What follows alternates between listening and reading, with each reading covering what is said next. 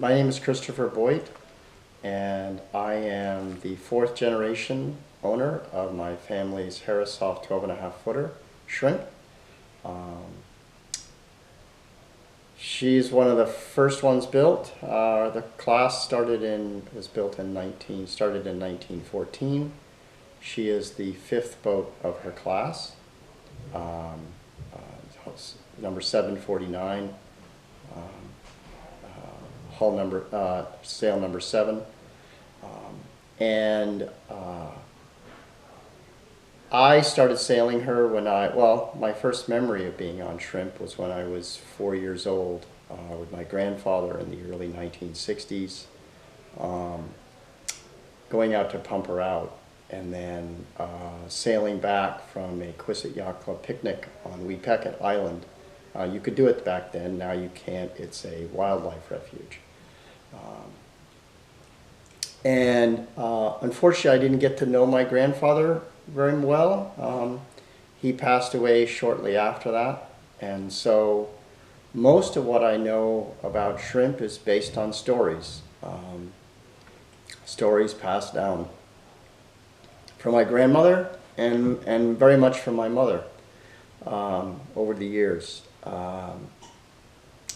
Shrimp was purchased by my great-grandfather, Philip Leffingwell Spaulding, from Herreshoff in 1914, for his three boys, Hobart, Philip, and Oakes Spaulding. Oakes is my grandfather. And for them to sail as little boys, and probably to keep them out of trouble and getting them into other trouble, I guess. But my mother told me that they used to sail shrimp all over Buzzards Bay. Originally she was moored in Marion Harbor, right at the mouth, and off that stone pier. But they, as boys, used to sail her all over Buzzards Bay, camp cruising, she was very much loved by the family. And my first major story was my mother told me how she survived the hurricane of 1938. My grandfather believed in keeping boats at their moorings was safer during storms. It's probably true back then because there weren't as many boats in harbors. So here's a picture. This is a picture of my grandfather sailing shrimp here in Marion Harbor. This is in the 20s. Maybe 30s, I don't know because it's undated. But shortly before the hurricane of 38, I found, after my mother's passing in 2014, my brothers and I found a home movie that was taken by my great-grandmother of my grandfather, my grandmother, my uncle, and my mother, who at that time was 4 years old, setting off and sailing shrimp off the stone pier for an afternoon sail. And as it turns out, if we looked at the date of that movie, and it turns out that was 3 days before the hurricane of 1938. Anyway, my mother told me that my grandfather, who was a trained radio operator at that time, he must have gotten wind of what was going to happen, because she said he tied shrimp to every fixed thing he could find. The stone pier, anchors to shore, multiple anchors to shore, to keep her in place. And then of course they went to ride out the storm. We have a home movie of waves breaking over the dock. And then my mother told me that she remembered being on the second floor of their house, which is very at the mouth of the harbor, big house, with being on the second floor and hearing the furniture on the first floor crashing up against the ceiling during the height of the storm. And there are photographs of the house after the storm with huge holes in the windows, all knocked out. And we also have a home movie of looking sort of after the fact, and there was a large 60-foot cabin crew, 60-foot yacht that had been moored. You could see a video of it sitting in the harbor before the storm, of it basically wedged in between the house and a tree, and sort of people walking over it. To give you an idea of the ferocity of the storm, but you know, the fact that my grandfather tied her to everything he could find, and the fact that she was moored behind that big stone pier, is probably what saved her the fate of so many other boats that were lost during that horrible storm. Fast forward a few years further, in the late 1930s, early 1940s, my grandfather took a job at the Woods Hole Oceanographic Institute. He was a radio operator on the 244 foot ketch Atlantis that sailed out of Woods Hole Harbor. And they lived in what they called the Do-Re-Mi houses in Woods Hole. They were really tiny houses. They don't exist anymore, but they were tiny houses sort of stuck right next to each other. And for some reason, that's what they called them. That's what my mother said. They were called Do-Re-Mi because they're exactly the same and they were right next to each other.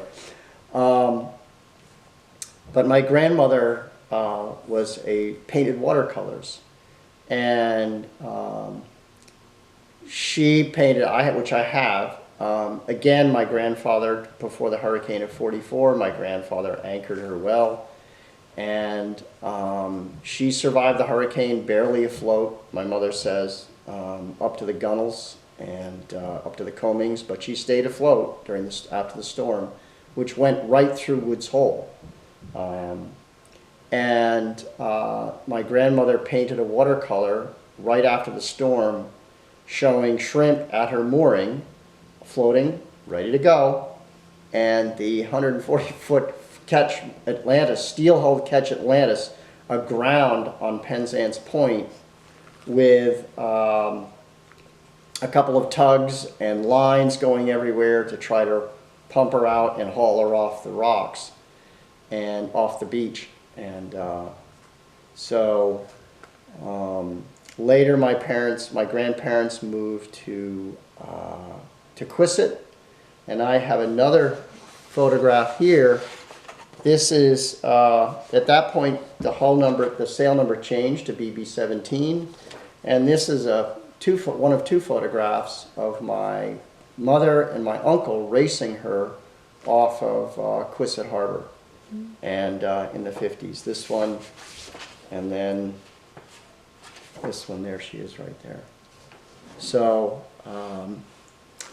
they moved there, they moved to Quissit, and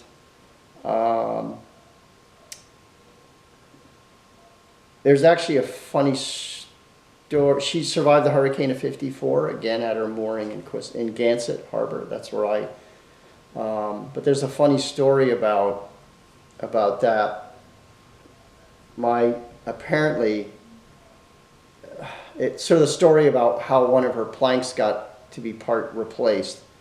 My grandfather was sailing her, and somebody asked him, so I suppose you know where all the rocks, somebody who I guess who wasn't from there, somebody asked him, so I suppose you know where all the rocks are in the harbor? And he said, oh yes, I know where they all are. At which point they went crunch. He said, there's one now. So, yeah, if you sailed in and out of Quissit, if you don't know what you're doing, there's a bunch of rocks all over the place. And as a kid growing up, I saw a 45-foot yawl. I think he had a problem with his steering gear because he went off the channel and right on the beach, which was sad. I think they pulled him off. It was fine, but so I come into the picture in the early '60s, and that's when I started learning how to sail on shrimp. And my grandmother taught me. I did sailing school there, and I would go down in the summertime to sail there. And so I first started with my grandmother. I would skipper and she was crew, and of course it was clear that she was the one telling me what to do, because she was coaching me on how to coax her a little bit faster, because she didn't point there. She'd been hit at some point, and so she got a little twisted. And so as a result, I don't think she didn't point as high as some of the others. So my grandmother would teach me to sort of ease her up into the wind occasionally, whenever you could, to get as much as you could out. And so we did that for 4 years, and then my grandmother moved to Florida to take care of her aunt who was ill. It wasn't called Alzheimer's then; it was called senility, but I think that's what it was. So she went down to take care of her aunt near Orlando, and then my brother and I would sail, and which was interesting. And we would go out racing in all weathers. I remember one particular race. I was 16, I think, at the time, 15, and he was 12. And we went out with slickers on, and we were shipping water. It was blowing like stink, and we were shipping water over the bow, just getting drenched. And he was pumping like mad. For some reason, they still had this race.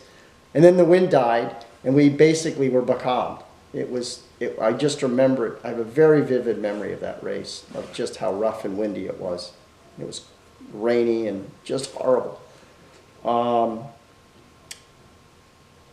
But then I had at this point, I was 77. I was in college then. And my mother basically tasked me with taking care of shrimp. And I would varnish her. The yard, the Quissit boat yard would do the bottom work, and they would do all that. And they would do everything up to the bright work, but they would not do the inside, they would not do the spars. And I would do everything else. And so she would get put in the water, and then I would row her to the dock, and then I would do all the varnish work, or I would go out in a dinghy and take care of her, and I stepped the mast, and I did everything. I did that every summer for a couple of summers, where I took care of her. But I remember a hurricane story of my own. I don't know if you know, Gansett Harbor is sort of like this, and the dock is here, and the dock, it looks like this. You know what? Let me sketch it out. Let me do this. This is probably better. So this is the dock here, and shrimp is over here, and it was that storm was a lot of rain, and so shrimp basically filled up with water. And so I rowed out at the height of the storm with my friends watching on the dock, rowed out, pumped her out, and then came back.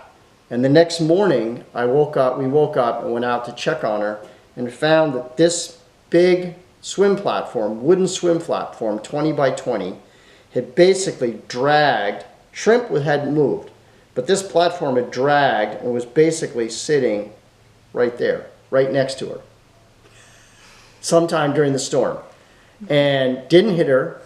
But I remember going out the next day going like this, and so yeah, I had my own hurricane. I mean, it's not an adventure, I wouldn't say, but adventure, hurricane story with my boat. In 1981, my mother moved to, and my stepfather, they moved to New Bedford. And at that point, they couldn't keep shrimp in Quissit. So my father and my stepmother had purchased a house in Marion on the harbor. And so my mother gave her to my brother and me and said, okay, boys, your boat now. It's your boat now. Mm-hmm. So one sunny afternoon in the summertime, my brother and I went down. We got shrimp ready, and we basically sailed her across Buzzards Bay to Marion.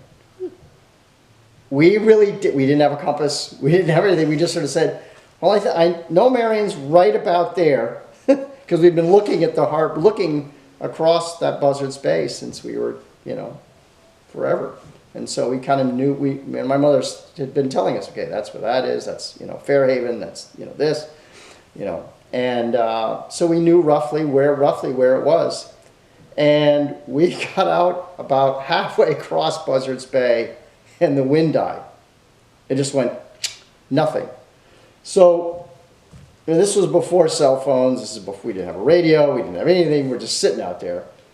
And we go, well, we got to get there somehow. So we started rowing and paddling. And we're sitting there, you know, I mean, we're literally probably 2 miles offshore. And we're going to row. And it got to dinner time. It got to about 7 o'clock. And my dad knew we were coming. But my dad must have gotten worried because we saw him coming out with his motorboat, and he basically towed us in. So yeah, so in the 80s, I sailed her every weekend out of Marion Harbor. And at that point, she started leaking some.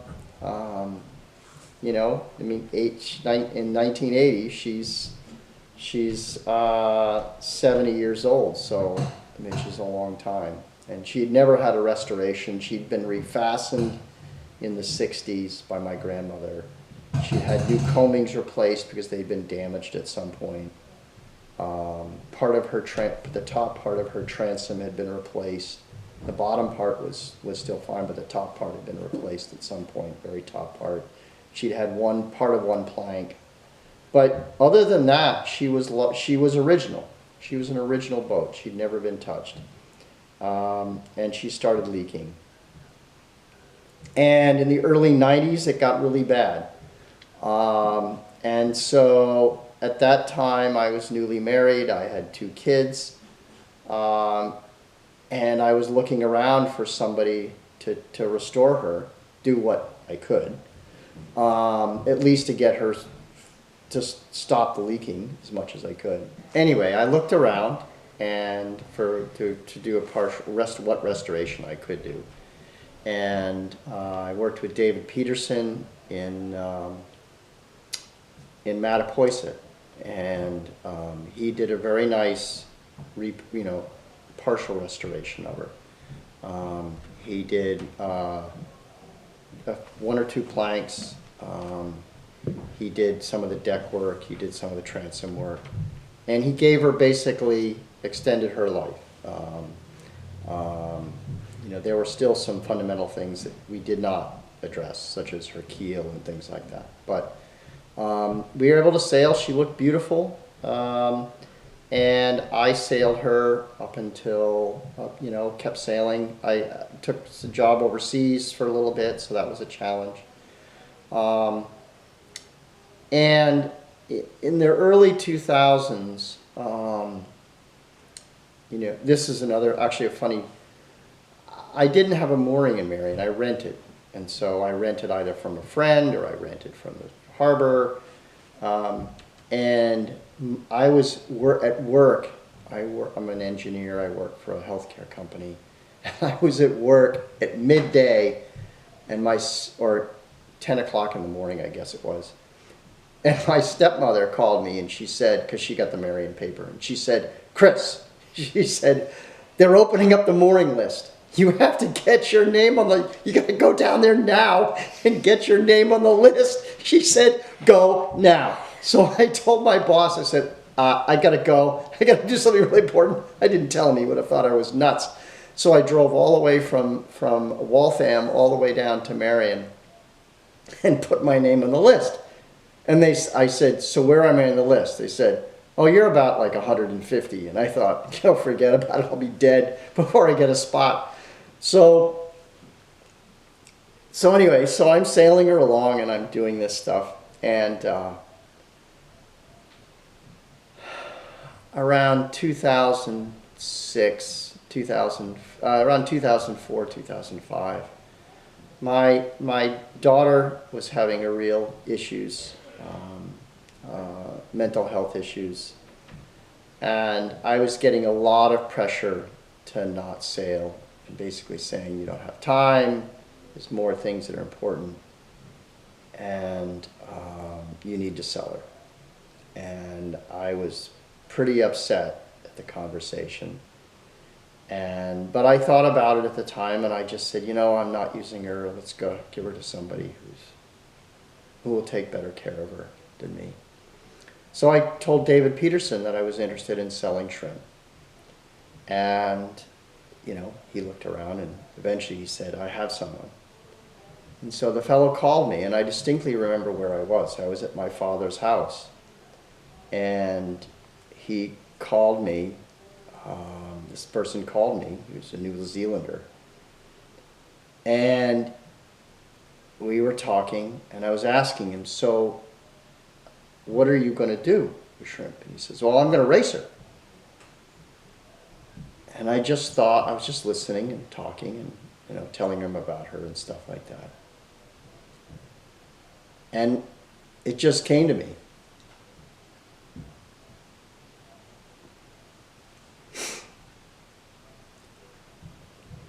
I just said, she's not for sale. I'm sorry. And so I didn't sail her much that year. In 2007, a couple of things happened that year.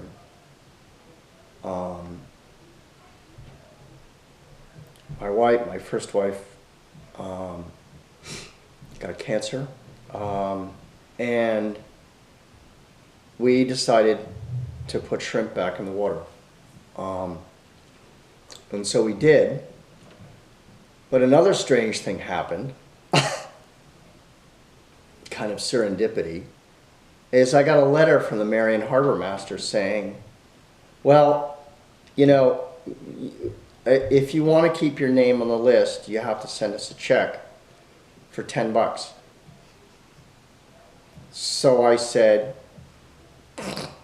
mailed it off immediately.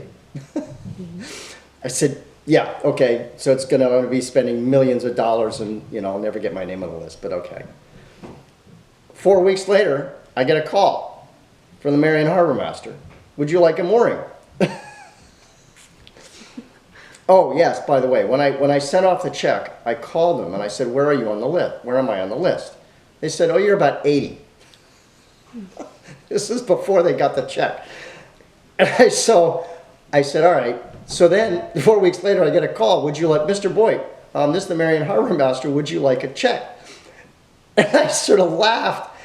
And first I said, yes, absolutely. And then I said, excuse me, but how did this happen? I said, obviously $10 is a lot. $10 must be a lot of money. And he laughed, and he said, well, it's interesting because a lot of people never responded. That was our way of figuring out who still was on the list. And so all of a sudden your name went up close to the top, and because you have a small boat, you got a mooring. So immediately we started sailing her every summer that summer, every weekend that summer, my wife and I. And we've been sailing her every summer since. So I sailed her, you know, through up until 2019. And at that point, the leaks became so bad, they came back, and David and I worked on it. We tried to fix them, we tried to solve it, but nothing worked. And ultimately, it was a problem where the old keel, where the transom, it just was. And David at that point said that he was retiring. And so I went looking around for another boat shop. And I had kept shrimp at Ballantyne's boat shop in Katomet. In the beginning, when my mother moved away and I sailed out of Marion in the 80s and early 90s, I had kept her at Ballantyne's then. But I couldn't afford it. I couldn't afford a rebuild at that point. But I was fortunate. I came into a little bit of inheritance. And in 2019, we hauled her out and took her and moved her to Ballantyne's. And that's when we started the major restoration. That was supposed to take maybe 2009, end of 2019. It was supposed to take a year. But of course, with COVID, it ended up taking 3. And the Marion has a rule, has a policy that if you don't use your mooring for a year, you lose it. And they don't let you rent it. So I called the Marion Harbor Master a couple of times and I said, look, Mr. Cormier, I'm really sorry, but my boat's being restored at Ballantyne's. And he said, that's okay, Mr. Boit. Your boat's one of the oldest boats in the harbor. We know your boat. It's okay. That's nice. So in 2023, let's see, and I don't have a photograph, but in 2023, we relaunched Shrimp and sailed her some through the summer of 23. And in 2024, we took her to the Wooden Boat Show, and she won Best in Class. And she's tight, she's sound, and I look forward to sailing her. I've already planned for when she's going to go in the water this year. We'll sail her a little bit in Katomet, and then we'll sail her across Buzzards Bay to Marion, and we'll sail from there. What's really neat is that my wife has 4 children, has 4 grandchildren, sorry. And I've had them out sailing, and while, because they live in Chicago, they're not likely to be sailors, it's still fun to teach the next generation sailing. I'd just like to say a couple of words about what she's like to sail. She's really responsive. I can sail her with literally one finger on the tiller. And she turns on a dime. She's very easy to single hand. And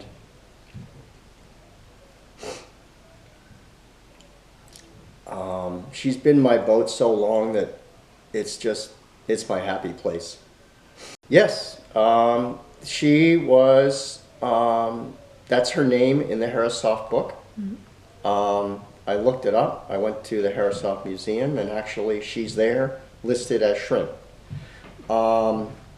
There were, Herreshoff tended to, some of the boats got names that were related to what they did. For example, the Fish class boat, which is a larger version of the Herreshoff 12.5 footer. Mm-hmm. Most of those boats, when they were new, had names of fish, aquatic life. Makes sense.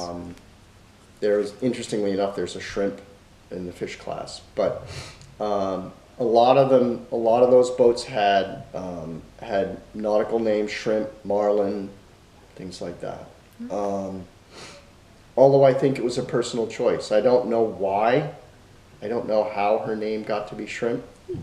Is that Herreshoff choice? Herreshoff. It could have. No, I don't think so. I think it was. It either was my grandparents' choice, my grandfather's choice, or it was my great grandfather's choice. I don't really know. But that's her name, and it's been that name. Mm-hmm. And there ever talk of changing it, or that's no, just been her name? Never. Here's a photograph. This is out of the Herreshoff book. And this is from the 1914, and this shows a group of Herreshoffs being built. And I honestly think that my boat is one of these, which is kind of neat. This is a photograph of me sailing Shrimp I'm sailing Shrimp in around 2007 mm-hmm. in Marion Harbor. Mm-hmm. This is when they sailed her across to Quisset. I think at some point in the 40s or early 50s, or in the 40s, must have been in the 40s, they decided to switch from the Herreshoff class to the Buzzards Bay class. And she was given the number 17. Maybe some other boat had the number 7. I don't really know. But my mother always told her that her original number was H7. And so when I bought a new suit of sails, I put 7 on them. And it's been that way ever since. How did he react? Well, knowing my father, he probably would have been gruff. But my stepmother might have been with him at the time. And maybe my stepsisters. And so that maybe softened him up a bit. I don't remember exactly. But I can imagine he was a bit gruff. Except that my mother was remarkably permissive about that stuff. Because growing up in Quisset, in Gansett, my mother had a 13-foot Boston whaler. And one weekend, Friday afternoon, early Friday afternoon, my brother, I was 18. No, I was younger than that. I think I was 17. Maybe I was 18 at the time. No, it would have been before that because I didn't have a license. So I must have been 16 and I couldn't use it. Didn't have a car, or 17. Anyway, my brother, who was 14 at the time, he and I took the Boston whaler from Gansett around through Woods Hole and all the way over to Wacoit, where my father at that time had a house that he shared with his cousins in Wacoit Bay. And I remember surfing down waves in Vineyard Sound. And all my mother said to us was, well, make sure you call me when you get there. But I don't remember wearing a life jacket. We didn't wear life jackets. We just had cushions. We had life jackets in the boat, of course. But, we're 17-year-olds in a motorboat. What are you going to do? You're going to jump waves. So, we were all the way there. We spent the weekend. And then Sunday afternoon, we went back. And nobody thought anything of it. It was, you've grown up on the water. You know how to be responsible. Even my father wasn't concerned. Did you really call her when you got there? Yeah. Okay. Maybe my father did. But yeah, we did. And likewise, I think when we got back, my mother may have called my father and said, yep, they made it. But my brother and I went all over Buzzards Bay as kids, all over the place. It was a different time. It was a different time when parents entrusted kids with responsibility and nobody, it was interesting. As well. Yeah, we would go, I remember doing a picnic with my mother and we tried to go on to Weepecket, I remember, and it was a disaster. We decided not to do that. I remember another scenario of my father towing us. This would have been, my father in his boat, took a bunch of people, my stepmother, my brother I think was there, my stepsisters, and they all went we were going to go to West Island. And I said, well, I'll sail. So there was a good breeze, and I got about halfway there and the wind died. And my father came back, towed us up, and we sailed, I had no problem sailing back. It was when the wind picked up, and so we had a nice sail home, but,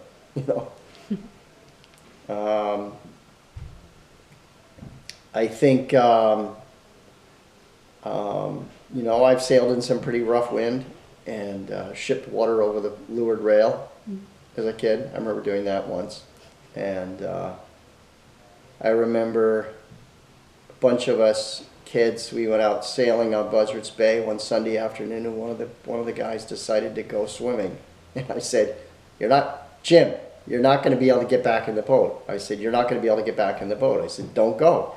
And he said, oh, you don't know what you're talking about. So he went in, he swam around and tried to get back in the boat, and he almost couldn't do it. The only way he could do it was to grab onto the side stay and sort of hoist a leg over the bow and climb up in a very ungainly fashion. And I said, Jim, I told you.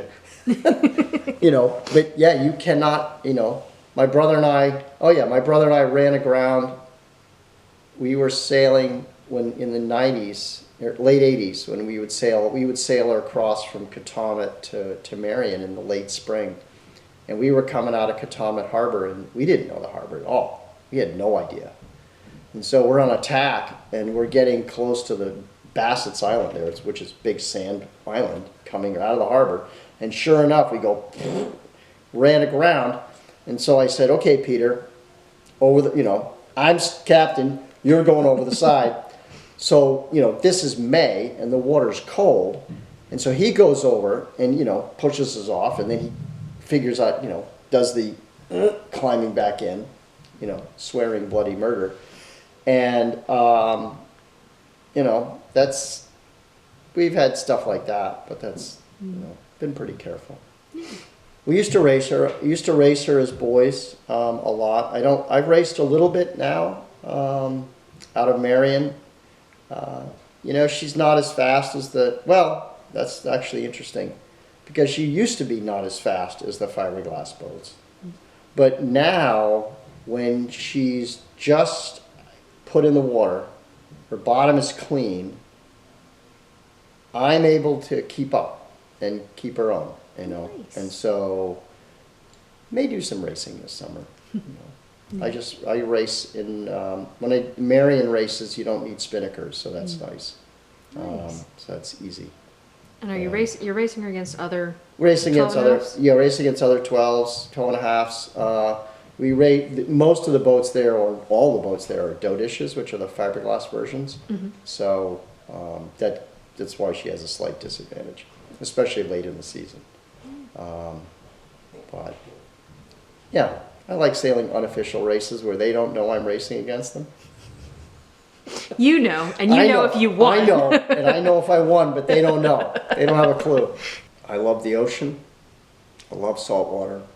And I love sailing shrimp. Thank you.